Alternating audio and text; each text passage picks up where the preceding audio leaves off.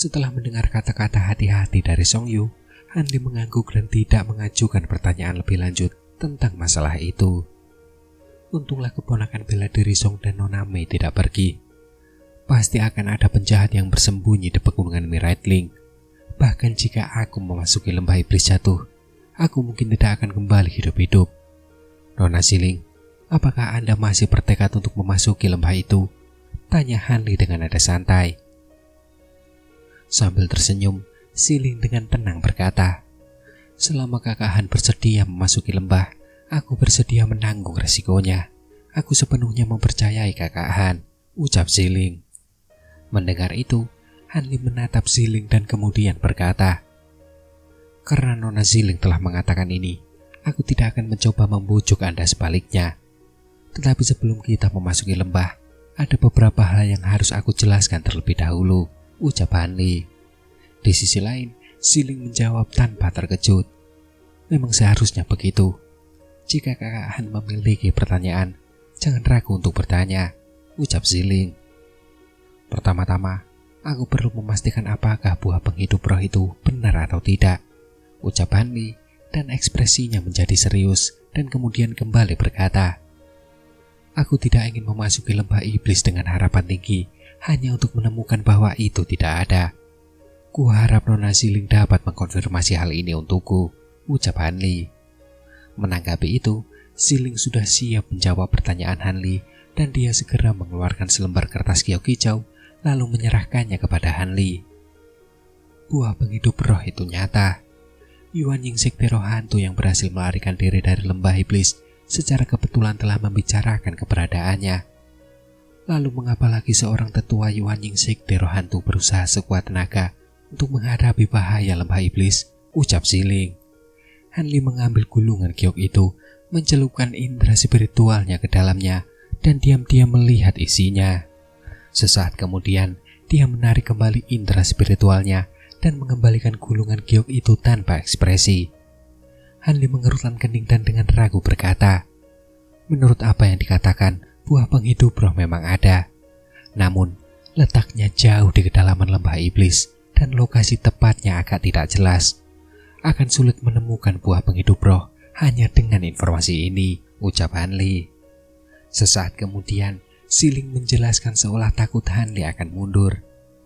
Karena tetua roh hantu secara tidak sengaja menemukan buah penghidup roh setelah mewujudkan jiwa Yuan Ying-nya, dia tidak dapat mengingat lokasi tepatnya. Namun, dia juga mencatat beberapa fakta penting tentang lokasinya. Seharusnya tidak terlalu sulit untuk menemukannya, ucap Siling. Ketika Han Li mengingat detail yang ada di dalam gulungan giok itu, dia merenung, mempertimbangkan potensi resiko dan keuntungannya. Sesaat kemudian, Han Li mengangkat kepalanya dan dengan tenang bertanya, meskipun kita menemukan buah penghidup roh, bukankah kita perlu memurnikannya di dalam lembah karena khasiat obatnya akan cepat hilang? Apakah Nona Siling sudah selesai menyiapkan bahan-bahan pil tambahan? Ucap Han Li. Siling sangat gembira dengan jawabannya, tetapi ia segera menekan kegembiraannya. Dan dengan ekspresi yang tampak ceria, ia kemudian berkata, bahan-bahan tambahan untuk pil asal alam tidak mudah ditemukan, tetapi aku berhasil mengumpulkannya selama beberapa tahun terakhir. Selama kita memiliki buah penghidup roh dan keberuntungan kita tidak berubah menjadi buruk, seharusnya tidak ada masalah dengan pemurnian pil asal alam, ucap Siling. Wajah Han Li berubah muram dan dia berkata tanpa emosi, karena seharusnya tidak sulit untuk menemukannya, aku akan mencoba. Tetapi Nona Siling, Anda harus tahu bahaya lembah iblis. Aku akan berusaha melindungi Anda di dalam, tetapi perlu diingat bahwa jika aku menghadapi bahaya yang bahkan aku tidak dapat atasi, Anda harus siap untuk membela diri, ucap Han Li. Ini wajar. Jika sesuatu benar-benar terjadi padaku, aku tidak akan menyalahkan kakak Han. Lagi pula, aku cukup yakin dengan kemampuanku untuk bertahan hidup. Siling menjawab tanpa ragu. Garis-garis lembut di wajahnya digantikan dengan tekad yang teguh. Di sisi lain, ekspresi Han Li tampak tenang karena kata-kata itu sangat memuaskannya. Rekan tahu, bisakah kalian bertiga menanyakan bagaimana sekte roh hantu akan memasuki lembah? Ketika aku tiba, aku mendengar bahwa sekte roh hantu mengeluarkan medali iblis jatuh, membatasi jumlah orang yang dapat memasuki lembah. Ini tampak aneh. Dalam keadaan seperti itu, tidak ada perbedaan apakah beberapa ratus atau beberapa ribu kultivator memasuki lembah. Namun tampaknya ada batasan berapa banyak orang yang boleh masuk. Jika tidak, sekte roh hantu pasti akan memanfaatkan kesempatan ini karena mereka menjual setiap medali iblis jatuh seharga beberapa puluh ribu batu spiritual, ucap Hanli. Setelah sesaat terkejut, Ziling tersenyum dan kemudian berkata, "Seperti yang diharapkan, Kakak Han cukup jeli. Kau hampir saja menebak kebenarannya. Meskipun Mining dan aku belum berhasil mendapatkan detail spesifik tentang cara memasuki lembah, kami samar-samar menemukan dari sumber kami. Itu adalah murid sekte roh hantu itu, bahwa cara memasuki lembah membutuhkan kekuatan banyak murid sekte roh hantu, serta sejumlah besar batu spiritual untuk memasuki lembah pada waktu tertentu. Tampaknya jumlah orang yang dapat memasuki lembah itu terbatas," ucap Ziling. "Terlepas dari metode memasuki lembah, sekte awan melayang kita telah diberi 3 medali iblis jatuh, dan aku memperoleh 1 ketika aku kembali ke sekte. Seharusnya tidak ada masalah memasuki lembah bagiku, tetapi kedalaman lembah adalah masalah yang berbeda. Aku tidak yakin bisa keluar dengan selamat. Aku percaya bahwa sebagian besar kultivator akan tinggal di pinggiran lembah dan mencari harta mereka di sana. Hanya kultivator Yuanying yang berani memasuki kedalaman. Tentu saja, pasti akan ada kultivator formasi inti yang ingin saling bertarung, tetapi seharusnya tidak terlalu banyak. Nona Ziling seharusnya tidak mengalami terlalu banyak bahaya di lembah luar dan seharusnya mampu mengurus dirinya sendiri di sana. Adapun ketika kita memasuki kedalaman lembah, mata Hanli berkedip dan dia melanjutkan berbicara kepadanya melalui transmisi suara. Ketika Song Yu dan Mining melihat ini, mereka tidak menunjukkan ketidakpuasan. Mengingat bahaya yang sangat besar, sudah sewajarnya mereka lebih berhati-hati. Ketika Hanli selesai berbicara, Ziling ragu sejenak sebelum mengangguk. "Semuanya benar seperti yang dikatakan Kakak Han," ucap Ziling. "Kalau begitu, kita akan bertemu lagi di dalam lembah iblis jatuh. Keponakan bela diri Song, aku dengar dari murid-murid sekte bahwa kakak bela diri Jang sudah tiba. Apakah kau tahu di mana dia?" ucap Hanli. Mendengar itu, Song Yu terdiam sejenak sebelum buru-buru menjawab, "Aku tidak tahu. Senior bela diri Jang telah tiba di sini bersama sekelompok teman dekatnya. Aku belum melihatnya," ucap Song Yu.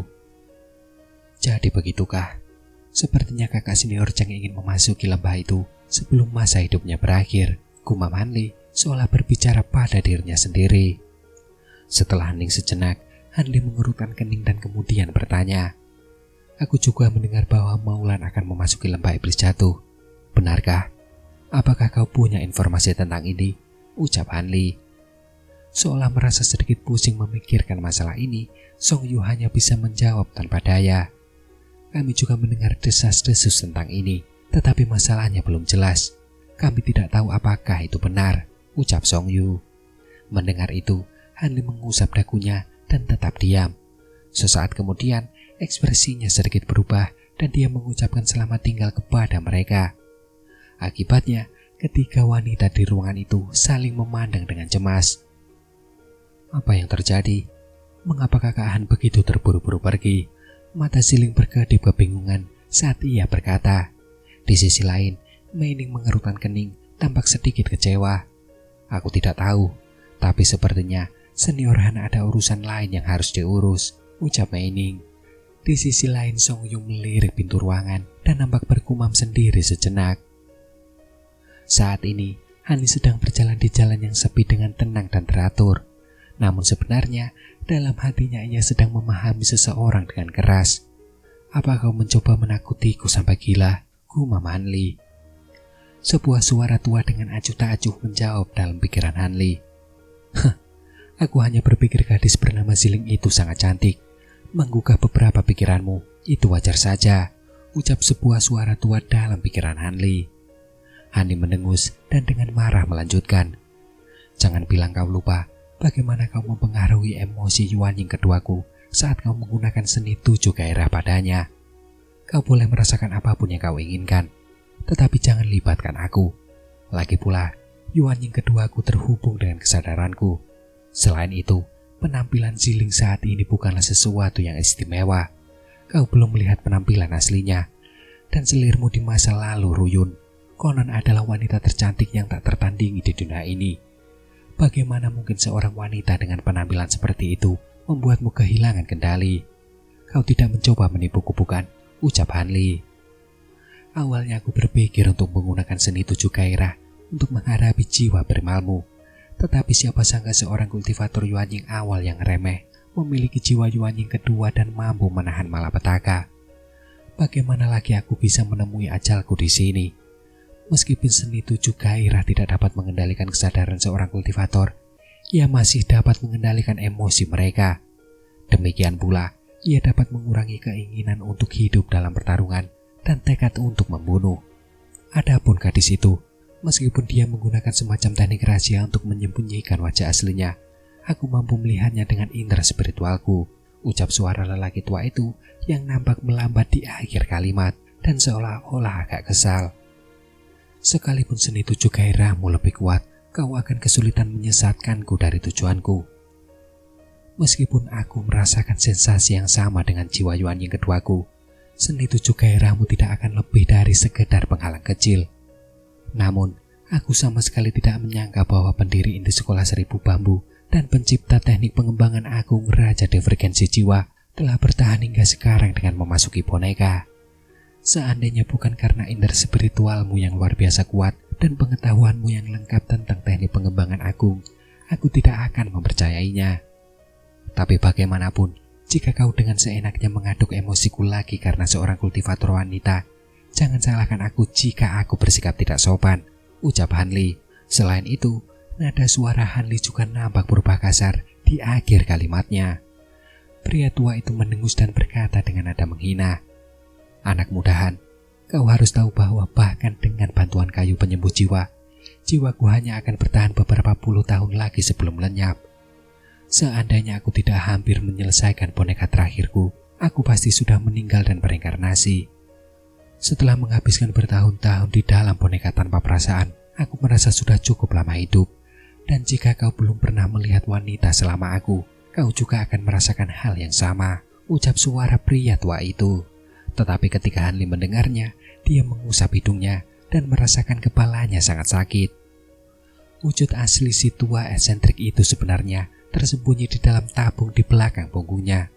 Seandainya bukan karena persetujuannya untuk mengajari Hanli 3 lapisan terakhir dan teknik pengembangan agung dan kesediaannya untuk memberikan beberapa desain boneka ampuh kepadanya yang belum pernah dipublikasikan, Hanli pasti sudah menghadapinya dengan berbagai cara untuk melenyapkannya.